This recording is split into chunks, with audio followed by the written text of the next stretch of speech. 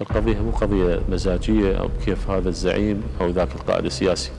أنا عندي مؤشرات أثبتها اليوم على سين من الوزراء لا يمكن أن أجامل لا هذا الزعيم ولا هذا الحزب ولا هذه الجهة.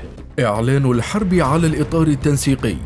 السوداني يعلن حرب الإرادة مع المالكي، من يرفض فليرفض.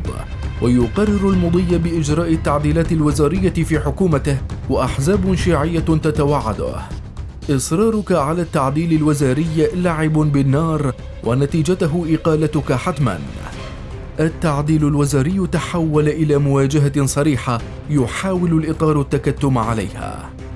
الطريقة التي اختارها للتعديل الوزاري يفرض على الإطار خيارات تصعيدية قد تصل إلى سحب الثقة عنه. السوداني يتحدث بلهجة التحدي عن إمكانيته بإحداث تغيير وزاري في حكومته بدون الرجوع إلى الأحزاب السياسية في الإطار التنسيقي، ويؤكد أنه لن يجامل زعيما أو حزبا، وعندما تكون مؤشرات على وزير ما فسيقدم إلى مجلس النواب طلب إعفائه، ومن يرفض فليرفض.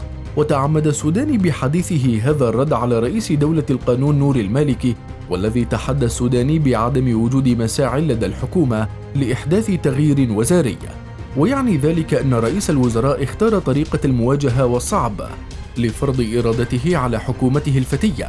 وتقول مصادر أن السوداني يحاول أن يخلق مساحة أكبر لنفسه ويقوي سلطته في الدولة والخروج من دائرة المحاصصة التي فرضتها الأحزاب السياسية، خصوصا الإطار التنسيقي الذي أوصله إلى السلطة.